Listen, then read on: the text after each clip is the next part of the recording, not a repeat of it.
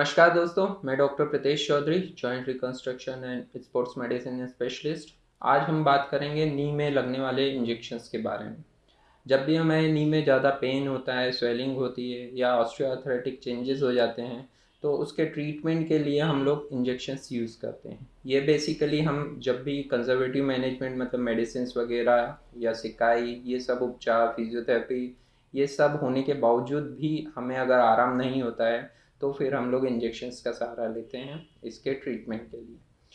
Injections जो घुटनों में लगाए जाते हैं वो बेसिकली 3 टाइप के होते हैं। एक स्टेरॉइड इंजेक्शन, दूसरा हाइड्रोनिक एसिड इंजेक्शन एंड तीसरा बायोलॉजिक्स। बायोलॉजिक्स में PRP, bone marrow aspirates and एसवीएफ आता है। सबसे पहले हम लोग बात करते हैं स्टेरॉइड इंजेक्शंस के लिए।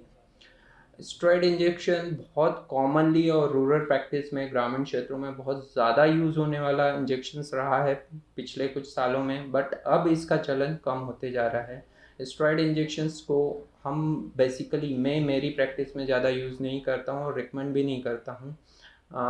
इसके कुछ रीज़न्स हैं, बट हाँ, जब भी पेशेंट को बहुत ज़्यादा पेन होता है, एक्यूट पेन होता है, उसको तुरंत इलाज की ज़रूरत होती है या पेन कम करने की ज़रूरत होती है, तो स्टेरॉइड इंजेक्शन बहुत ज़्यादा कारगर होता है, अच्छे से यूज़ किया जा सकता है।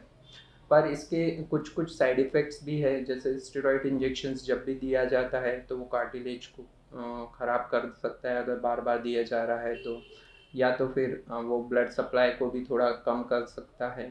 इन्फेक्शन के चांसेस होते हैं, डायबिटिक पेशेंट्स में हम लोग इसको नहीं दे सकते। तो स्टेरॉइड इंजेक्शंस हम लोग कुछ ही कंडीशंस में ज़्यादा दे सकते हैं, जब पेशेंट बिल्कुल अनफिट हो, बहुत ज़्यादा पेन में हो और न्यूरोलॉजिकल प्रॉब्लम्स हो, इस टाइप की कंडीशंस, या कोई खिलाड़ी जिसे बहुत जल्दी पेन के रिलीफ की ज़रूरत हो, जिस भी पेशेंट को बहुत ज़्यादा पेन हो और तुरंत पेन रिलीफ की ज़रूरत हो, उसमें हम लोग यूज़ कर सकते हैं। पर इसको आजकल के टाइम पर बहुत कम यूज़ किया जा रहा है। सेकंड जो इंजेक्शंस हैं वो हाइड्रोनिक एसिड इंजेक्शंस हैं। ये एक ऐसा पदार्थ है जो हम लोगों के जो घुटनों में चिकनाहट जो बोलते हैं नॉर्मल भाषा में, उसको रिप्लेस करता है, उसी चीज़ का बना हुआ आता है। हाइड्रोनिक एसिड एक ऐसा पदार्थ है जो ये इंजेक्शंस के लिए बाहर चिकन या फिर बैक्टीरियल से बनाया जाता है। तो ये बेसिकली नॉन-वेज प्रोडक्ट्स रहता है जो हम लोगों को सप्लीमेंट देता है, चिकनाहट हमारे घुटने के बनाए रखता है, जिसके कारण कि ऑस्टियोआर्थराइटिक चेंजेस कम हो सकते हैं और इसमें थोड़ा बहुत आराम पड़ सकता है। पर अभी जो रिसेंट स्टडीज़ आई है, जो भी हमारी अथॉरिटीज़ हम लोग जो मानते हैं ज़्यादा, रोमेटोलॉजी की अथॉरिटीज़ वगैरह, वो लोग इनको रिकमेंड नहीं करते हैं कि हाइड्रोनिक एसिड हम लोगों को यूज़ करना चाहिए। नॉर्मली मैं भी अपने किसी भी पेशेंट्स में हाइड्रोनिक एसिड इंजेक्शंस कभी भी यूज़ नहीं करता हूँ। इसके कुछ साइड इफ़ेक्ट्स रहते हैं, जैसे एलर्जी हो सकता है क्योंकि ये एनिमल बेस्ड प्रोडक्ट होता है। इसके अलावा इन्फेक्शन वगैरह दूसरे भी इंजेक्शंस के जो साइड इफ़ेक्ट्स हैं वो हो सकते हैं। इसके लिए हम लोग एक साथ बाद में बात करेंगे। तीसरा इंजेक्शंस आता है बायोलॉजिक्स। बायोलॉजिक्स में mainly PRP, bone marrow aspirates and SVF आते हैं। पीआरपी मेनली आपके ब्लड से निकाला हुआ एक पदार्थ होता है जिसे हम सेंट्रीफ्यूज करके एक स्पेशल टेक्निक से लैब में तैयार करते हैं और उसे यहाँ पर वापस से इंजेक्ट किया जाता है। पीआरपी अर्ली ऑस्टियोआर्थराइटिक चेंजेस में बहुत लाभदायक हो सकता है, जो इसमें जस्ट चेंजेस चालू हुए हों और पेन वगैरह आपको हो रहा हो, तो उसमें जो रिसेंट स्टडीज़ आई है उसमें पीआरपी का अच्छा रोल बताया गया है। इवन हाइड्रोनिक एसिड से भी ज़्यादा बेटर ये प्रोडक्ट बताया गया है और इसके साइड इफ़ेक्ट्स ज़्यादा नहीं है क्योंकि ये बॉडी से ही निकाल करके बनाया जाता है।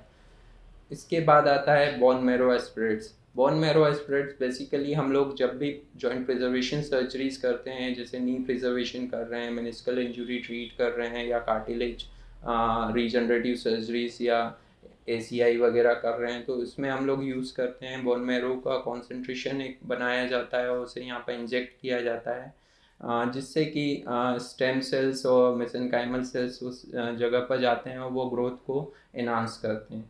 इस इंजेक्शंस के बाद हम ओपीडी बेसिस पर एवरी 3 वीक्स के लिए पीआरपी लगाकर उसको स्टिमुलेशन देने के लिए रिकमेंड करते हैं। तो PRP injections in joint preservative surgeries के बाद भी इस तरीके की प्रोसीजर्स में स्टिमुलेशन के लिए यूज़ किया जा सकता है। इसके अलावा एक और टेक्निक आई है SVF सोमेटल वास्कुलर फ्रैक्शन, जिसमें हम फैट से वास्कुलर फ्रैक्शंस निकाल कर उसे सेंट्रीफ्यूज करके जॉइंट में डालते हैं, जो हमारे ग्रोथ के लिए, रीजनरेशन के लिए हेल्पफुल रहता है। पर ये जब जो भी टेक्निक्स है ये सब अर्ली वे में ओनली इंजेक्शंस के साथ काम के लिए है।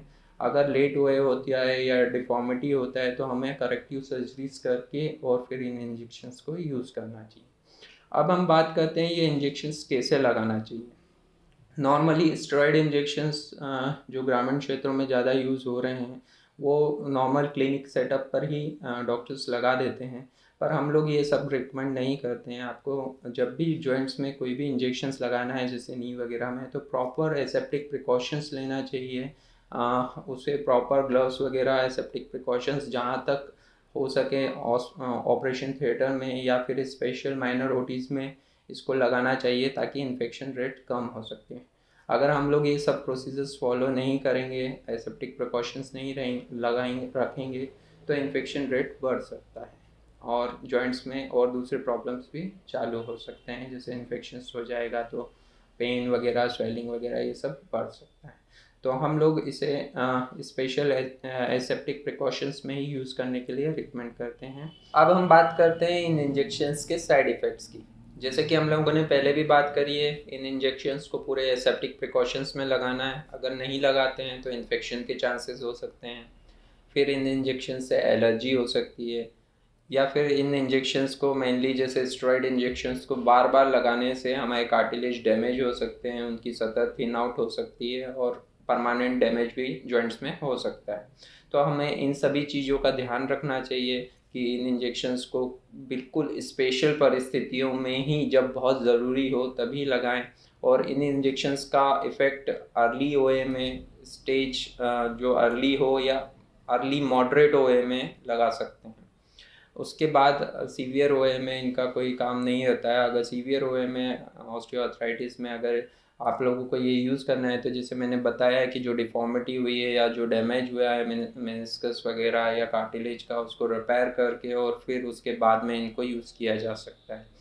तो अंत में मैं एक और बार वापस से बोलना चाह रहा हूँ कि इसमें से स्टेरॉयड और हाइड्रोनिक एसिड इंजेक्शंस हम लोग हमारी प्रैक्टिस में मैं बिल्कुल भी रिकमेंड नहीं करता हूँ। कुछ स्पेसिफिक स्थितियों में ही, परिस्थितियों में ही हम लोग इसको यूज़ करते हैं। तो इस वीडियो में हम लोगों ने नी के इंजेक्शंस के बारे में बहुत कुछ कवर करने का कोशिश की है। अगर आपका फिर भी कोई डाउट हो तो हम लोगों को आप संपर्क कर सकते हैं। कॉन्टैक्ट डिटेल्स आपको वीडियो में मिल जाएगी और हमारे यूट्यूब चैनल को सब्सक्राइब कर सकते हैं और बेल आइकन को क्लिक कर सकते हैं ताकि आपको हमारे वीडियोस के अर्ली नोटिफिकेशंस मिल सकें और आप हमसे जल्दी से जल्दी जुड़ सकें। नमस्कार।